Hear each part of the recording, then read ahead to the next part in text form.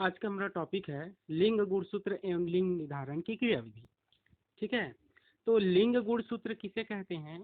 मनुष्य में लिंग निर्धारण की क्रियाविधि को समझाइए। प्रश्न इस प्रकार से आता है। ठीक है, प्रश्न कैसे आता है? लिंग गुणसूत्र किसे कहते हैं?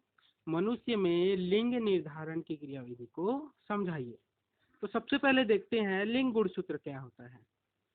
ऐसे गुणसूत्र जो लिंग का निर्धारण करते हैं, ऐसे गुणसूत्र जो लिंग का निर्धारण करते हैं लिंग निर्धारक गुणसूत्र कहलाते हैं। ठीक है, जो गुणसूत्र लिंग का निर्धारक कहते हैं उसे लिंग निर्धारक गुणसूत्र कहते हैं। उदाहरण के लिए मनुष्यों में वाय गुणसूत्र को लिंग निर्धारक गुणसूत्र कहते हैं। अब वाय गुणसूत्र को लिंग निर्धारक गुणसूत्र क्यों कहते हैं? क्योंकि इसी वाय गुणसूत्र के द्वारा ही मनुष्यों में लिंग का निर्धारण होता है, अर्थात पैदा होने वाला संतान लड़की होगा या लड़का होगा, ये निर्धारित होता है। ठीक, अब देखते हैं लिंग निर्धारण की क्रियाविधि। मनुष्य की एक कोशिका में 46 अर्थात 23 जोड़ा गुणसूत्र पाया जाता है। ठीक है, ध्यान रखिएगा, पूरे शरीर में नहीं, एक कोशिका में पाया जाता है। ठीक है, मनुष्य की एक कोशिका में 46 अर्थात 23 जोड़ा गुणसूत्र पाया जाता है, जो स्त्रियों में 44 धन XX तथा पुरुषों में 44 धन XY के रूप में होता है। युग्मक निर्माण के समय जब अर्धसूत्री कोशिका विभाजन होता है, ठीक है, युग्मक निर्माण के समय जब अर्धसूत्री कोशिका विभाजन होता है तो स्त्रियों में एक ही प्रकार के अंडाणु 22 धन XX बनते हैं, परंतु पुरुषों में 2 प्रकार के शुक्राणु बनते हैं, 22 धन X तथा 22 धन Y। ठीक, इस प्रकार जब X प्रकार का शुक्राणु अंडाणु से मिलता है तो पैदा होने वाली संतान लड़की होती है, और जब Y प्रकार का शुक्राणु अंडाणु से मिलता है तो पैदा होने वाली संतान लड़का होता है। ठीक है, देखते हैं चित्र के माध्यम से। ये है स्त्री और ये पुरुष। ठीक है, मैंने पहले ही बताया 46 गुणसूत्र रहते हैं, जो स्त्रियों में 44 धन XX और पुरुषों में 44 धन XY। ये जो 44 बोला गया है ये दोनों एक ही प्रकार के रहे। 44 जोड़ा गुणसूत्र है, वो 44 नहीं 22 जोड़ा या 44 गुणसूत्र एक ही प्रकार का होता है, इसे ऑटोसोम कहते हैं दोनों में। परंतु 2 गुणसूत्र स्त्री और पुरुष दोनों में अलग अलग होता है। स्त्री में यह XX और पुरुषों में XY होता है, इसे ही लिंग गुणसूत्र कहते हैं। तो जब युग्मक निर्माण होता है, युग्मक मतलब अंडाणु और शुक्राणु का निर्माण होता है, तो अर्धसूत्री कोश का विभाजन होता है। तो अर्धसूत्री कोश का विभाजन होगा तो गुणसूत्र की संख्या क्या हो जाती है? आधी आधी। तो 44 है, 22 इसमें, 22 इसमें।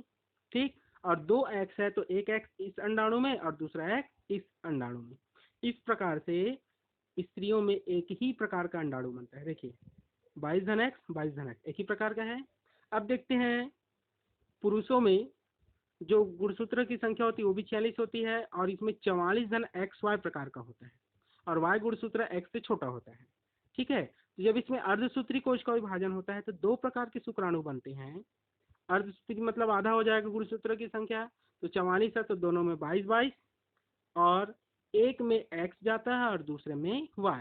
तो इस तरह से पुरुषों में 2 प्रकार के शुक्राणु बनते हैं, X और Y प्रकार के। ठीक, तो जब X प्रकार का शुक्राणु अंडाणु से मिलता है, ठीक है, X प्रकार का शुक्राणु अंडाणु से मिलता है तो 22 और 22 44 धन इसमें का एक X और इसमें का X X। ठीक, तो क्या होगी? पैदा होने वाली संतान लड़की होगी। ठीक, समझ में आया? जब X प्रकार का शुक्राणु अंडाणु से मिलता है तो पैदा होने वाली संतान लड़की होती है। ये तो इस अंडाणु से मिला। अब यदि इस अंडाणु से मिलेगा तो इसको भी देखते हैं।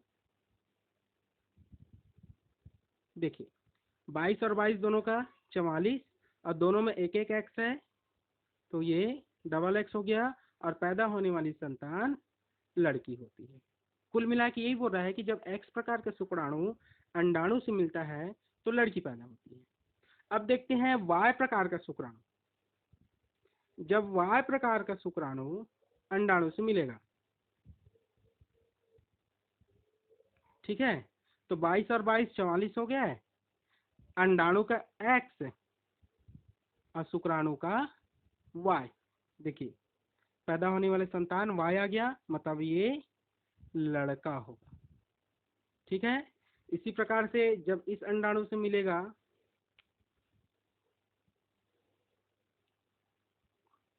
तो भी 22 और 22 44, धन अंडाणु का X और शुक्राणु का Y, पैदा होने वाली संतान लड़का होगा। उसी चीज को बोला गया है कि जब X प्रकार का शुक्राणु अंडाणु से मिलता है तो पैदा होने वाली संतान लड़की होती है, और जब Y प्रकार का शुक्राणु अंडाणु से मिलता है तो पैदा होने वाली संतान लड़का होता है।